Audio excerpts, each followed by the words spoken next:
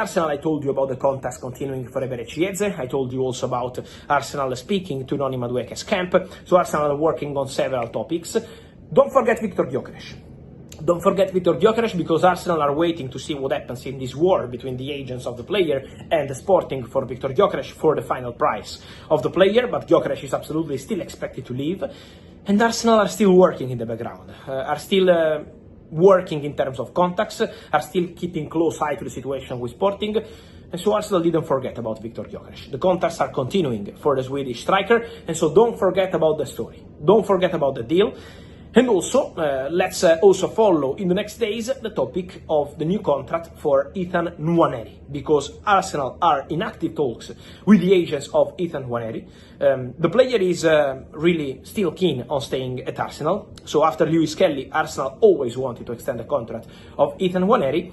There is some discussion to do on game time, because obviously Eberechi Eze and Noni Madueke, Arsenal are working on several profiles, and so obviously on player camp they want to understand what's Arsenal plan for the boy for the upcoming seasons before putting pen to paper. So the conversation remains active and positive with Ethan Nwaneri keen on staying at Arsenal, but also seeking for some guarantees in terms of game time, in terms of plan before putting pen to paper. So let's wait for this process to happen, but Nwaneri is going to be one of the stories to follow in terms of new deal negotiations for Arsenal in the next days, because at the moment there is still some point to clarify with the players' camp and the players' family.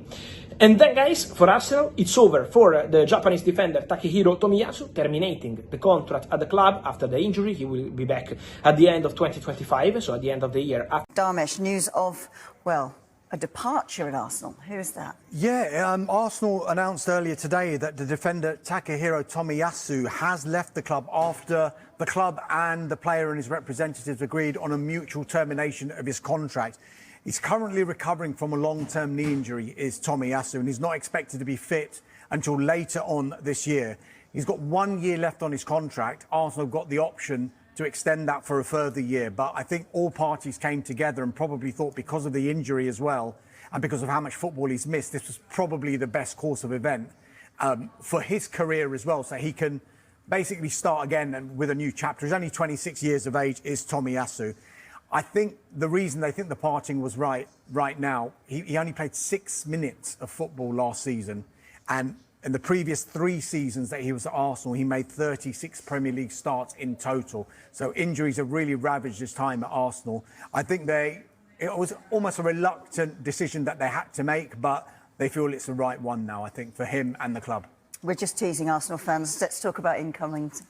Right, I'll run through this quite quickly if I can. Announcements, we know that Kepa Arrizabalaga has joined. That was announced earlier on this week. Announcement on Martin Zubimendi's move from Real Sociedad and Christian Norgard's transfer from Brentford. They're both expected soon, we're told. Everything is in place with both of those deals. Arsenal have met the release clause of £51 million for Zubimendi. They've agreed a deal worth around £15 million, we think, for Norgard. And we think personal terms for both of them are effectively agreed in principle. They're after a central defender as well, Christian Mosquera from Valencia. He's only got a year left on his contract, hence why Arsenal feel there's an opportunity to get a good deal done there. At the moment, there's a gap in valuation, but I think Arsenal are optimistic and hopeful that maybe they can meet somewhere in the middle between what they want to pay and what Valencia want, and hopefully get Mosquera in maybe even before their pre-season tour. And they're still exploring deals for the attacking side of the pitch as well. Well, this is the thing. If I was an Arsenal fan sitting at home, I'd be like, well, but what about a striker? I know. And this is the question that gets asked every single transfer window. I'll come to the striker in just a moment. Eberechi Eze is a player that they're definitely interested in. They know what the deal will require. It's a £60 million release clause plus £8 million in performance-related add-ons. They're also interested in Real Madrid's Rodrygo, which would be an incredible deal if they could do it. And we mentioned one of those players on the list that Chelsea have got. Raheem Sterling, of course, was on loan at Arsenal last season. He's gone back to Chelsea. But Noni Madueke is someone that Arsenal are seriously looking at as well. And then we come to the strikers. Benjamin Sesko and Viktor Gyökeres are the 2 names that will not go away. 2 different ages, similar kind of prices. It's just going to depend on which direction Arsenal want to go.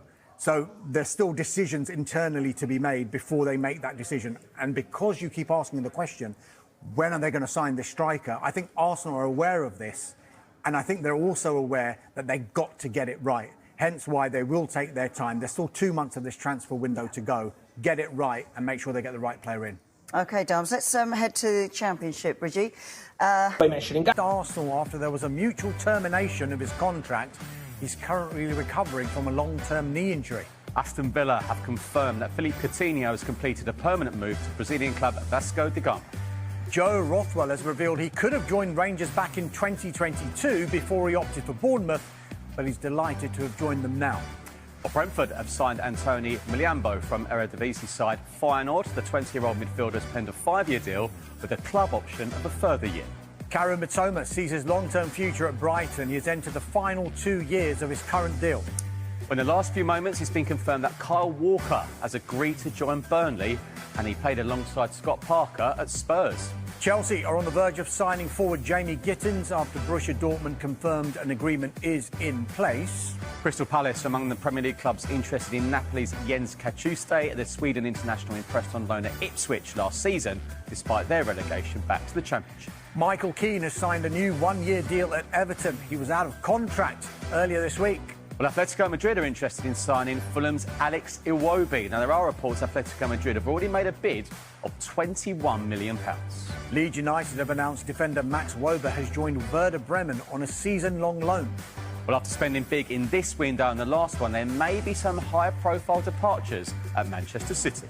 Marcus Rashford, Jadon Sancho, Alejandro Garnacho, Antony and Tyrell Malacia have told Manchester United they want to leave the club. Newcastle United have made an improved offer worth £55 million for Nottingham Forest forward Anthony Elanga. Callum Hudson-Odoi's representatives have been in Athens discussing a new contract with Nottingham Forest officials. Hudson-Odoi's current deal is up next summer. Sunderland have signed midfielder Noah Siddiqui from Union St Galois for a fee worth £17.5 million. He signed a 5-year contract. Tottenham Hotspur are one of a number of clubs interested in West Ham United forward Mohamed Kudus. It's been 14 years since a West Ham player transferred to Spurs. That was Scott Parker. And back to West Ham United. Interest in Mohamed Kudus is strong, but West Ham have yet to receive any formal offers for the forward. Rangers are close to agreeing a loan deal for Wolves centre-back Nasser Jiga. It's understood any deal would be a season-long loan. Arsenal have been given a fresh boost in their efforts to make a blockbuster signing of Real Madrid's Rodrygo. The Athletic report that Xabi Alonso and the club are willing to sell the Brazilian if the right offer is made. It will cost between £80 million and £90 million to sign the 24-year-old this summer. The Gunners are currently leading the way in the race for the Brazilian international. Mikel Arteta's side are also continuing their pursuit of England internationals Eberechi and Noni Madueke. Fabrizio Romano says that fresh talks have been held with Madueke, with the Chelsea winger looking increasingly close to an exit. Elsewhere, another Arsenal target, Nico Williams, has signed a long-term contract extension with Athletic Bilbao. Barcelona had been leading the race to sign the Spanish winger.